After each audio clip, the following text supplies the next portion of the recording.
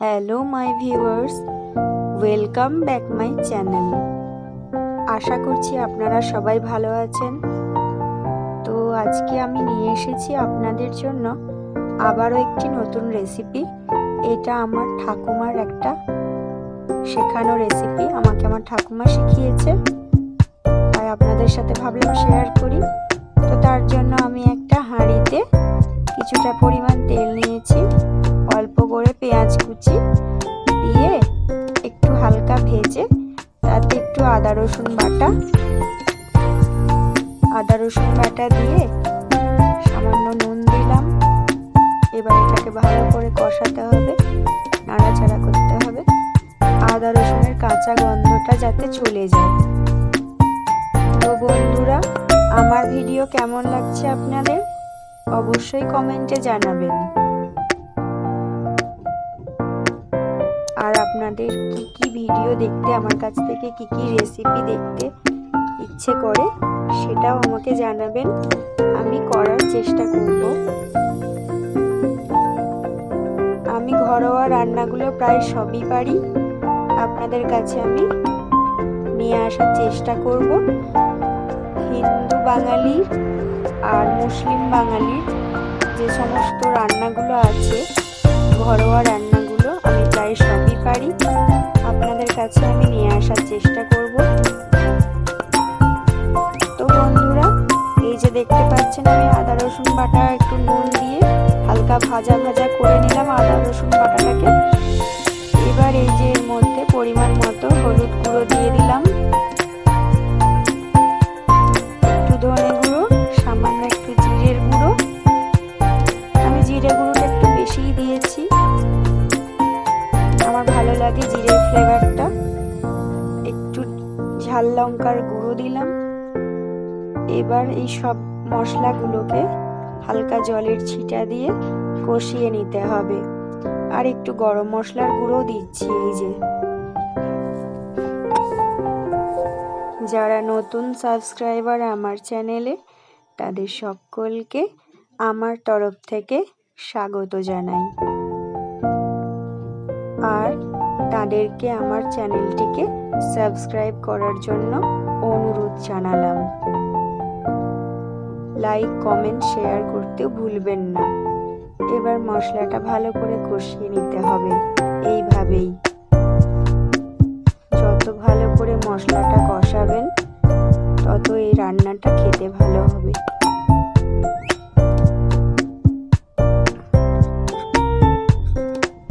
তো বন্ধুরা, দেখতে পাচ্ছেন আমার মশলাটা ভালোই কষে এসেছে, আর এই যে উপরে তেল ভাসছে।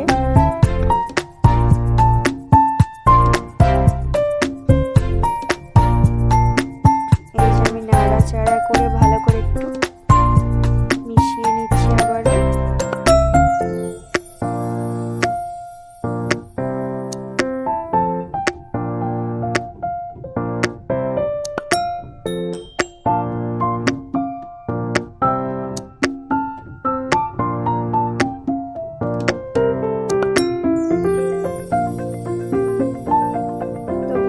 দেখুন আমার মশলাটা কষানো হয়ে গেছে, আর আমি একটু তেজপাতা আর ভিজিয়ে রাখা মসুর ডালটা এর মধ্যে দিয়ে দিলাম। এবার সবগুলোকে ভালো করে নাড়াচাড়া করে কষাতে হবে। কষানো হয়ে গেলে পরিমাণ মতো জল দিয়ে একটু ঢাকা চাপা দিতে হবে খানিকক্ষণ।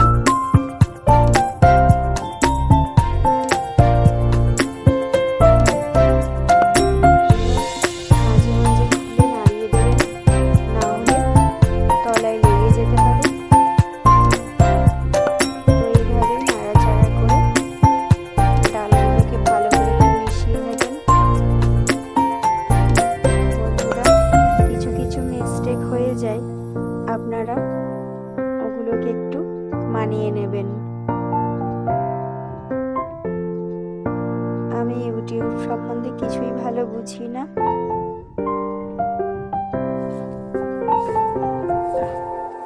তবুও চেষ্টা করি করার।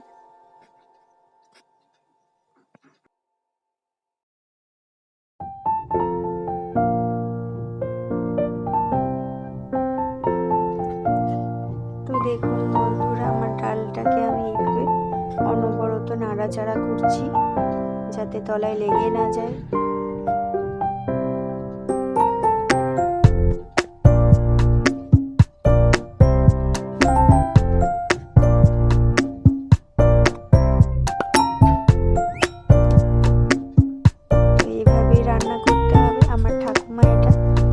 যখন ছোট ছিলাম অনেক রান্না করে খাওয়াতো, মাছ মাংস তো রোজই খাওয়া হয়, কিন্তু এই স্বাদের রেসিপিগুলো, এই ডালের একটা এই যে পদ আমি দেখাচ্ছি আপনাদের, এগুলো মাঝে মধ্যে রাত্রের খাবারে বানিয়ে দেখবেন, গরম ভাতের সাথে জাস্ট জমে যাবে।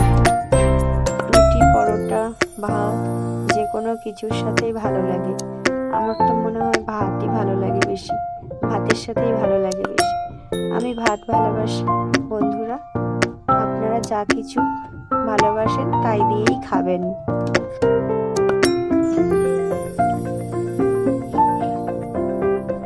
তো এই যে আমার ডালটা আমি নাড়াচাড়া করে নিচ্ছি ভালো করে, আর একটু ভাঙা ভাঙা হয়ে গেছে, ডালগুলো প্রায় আধ সেদ্ধ হয়ে গেছে। এই পর্যায়ে নাড়াচাড়াটা একটু বেশি করতে হবে। আর এই যে আমি একটু চোখটা সরিয়েছি, তলায় লেগে গিয়েছিল, খুব একটা বেশি লাগেনি, আর একটু দেরি করলে আর খাওয়া যেত না। যে নাড়াচাড়া করে নিচ্ছি, ভালো করে ডালটা একটু ঘুটে নেব।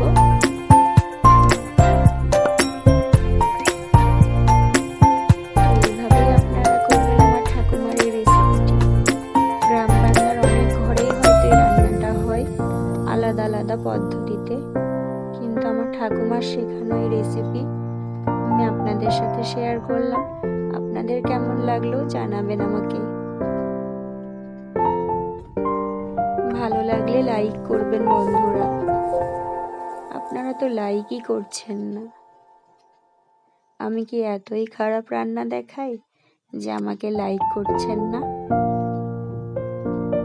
কমেন্ট করুন, আমি আপনাদের কমেন্ট পড়ব, তবে তো উৎসাহ পাবো। তো পরিমাণ মতো জল দিয়ে দিয়েছি আমি।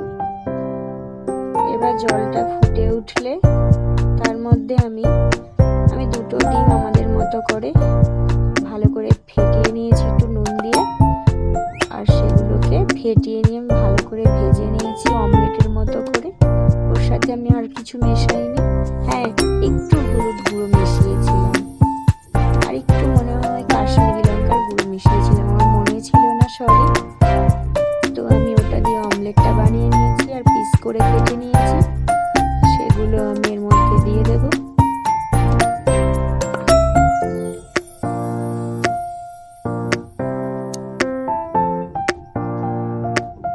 এই যে দেখতে পাচ্ছেন আমি ডিমগুলো দিয়ে দিচ্ছি। ডালটা না একটু অনেকক্ষণ হয়ে যাওয়ার পরেই ডিমগুলো দেবেন, আমি অনেকক্ষণ হয়ে যাওয়ার পরেই দিয়েছি, না হলে খেতে ভালো লাগবে না। তো এই যে ডিমগুলো দেওয়ার পরে 2-3 মিনিট একটু সিমারে রেখে দেবেন, তাহলেই হয়ে যাবে। তো আমাদের ডিনারে আজকে ছিল এই তরকারি, আর এই যে ফ্রেঞ্চ ফ্রাইয়ের মতো আলু ভাজা। তো বন্ধুরা আজকের মতো আসছি, গুড বাই।